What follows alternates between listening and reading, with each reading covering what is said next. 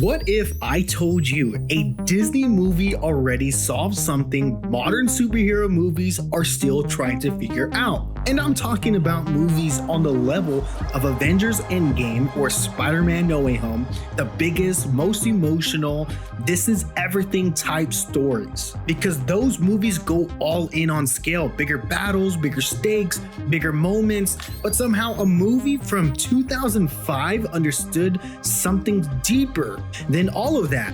And yeah, I'm talking about Sky High. And I know, on paper it sounds crazy. Sky High? The Disney superhero high school movie?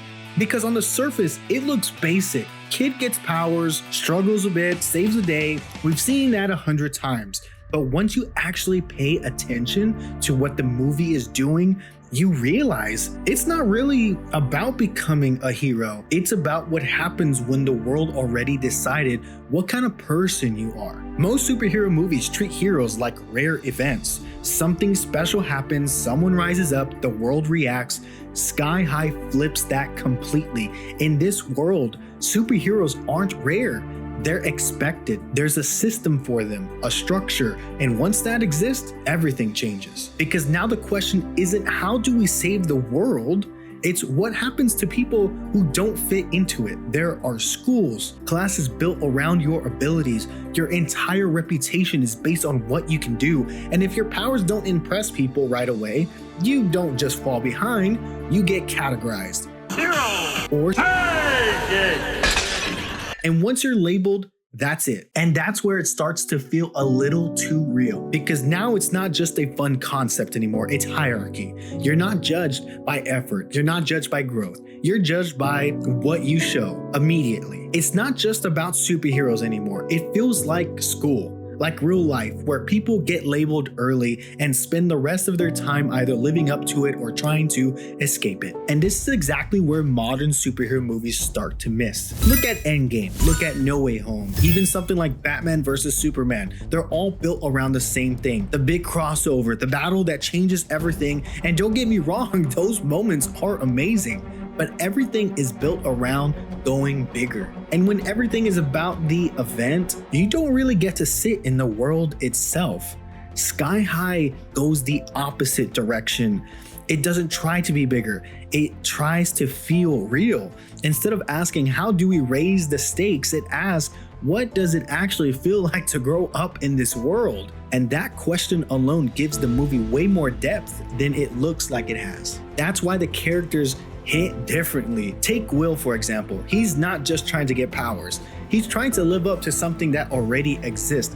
His future feels decided before he even figures out who he is.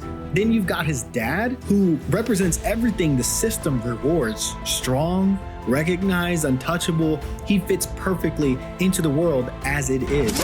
And then there's Gwen. And Gwen, or Royal Pain, is where everything starts to make sense. Because Gwen isn't just a twist villain. She's what happens when the system gets it wrong. She was placed as a sidekick, not because she wasn't capable, but because her powers didn't look like something people respected as a hero. And once that label hits you early, it sticks. But she knew she was better than that. She believed she deserved to be seen as a hero. And in a world where your value is decided instantly, there's no way to prove that over time. So now she's stuck watching everyone else move forward, watching other people get the recognition she feels she earned, and that doesn't just go away. It builds quietly until it turns into something else: jealousy. And if you look deeper into her story, she's already been through this once. She was overlooked before, labeled before, and that's what pushed her into becoming Royal Pain in the first place. So she doesn't just turn evil, she stops believing in that system. So if the movie understands all of this, why did it just disappear? Because it didn't fail, it just showed up too early. This was 2005, before cinematic universes, before everything had to connect, before studios realized you could build entire worlds like this. You only had 2 Spider-Man movies and 2 X-Men movies out at that moment. Back then, this was just a kids movie. Now, this would be a franchise instantly. And this is where Hollywood completely fumbled it, because everything was already there. The system, the structure, the characters. This could have turned into sequels, spin-offs, a full universe. Instead, nothing. And the craziest part, this idea works even better today. Now this isn't just a movie idea, this is a TV series. Multiple students, different power levels, different paths. You can go deeper into the sidekick system, legacy pressure, people who don't fit anywhere. There's way more story here than they ever explored.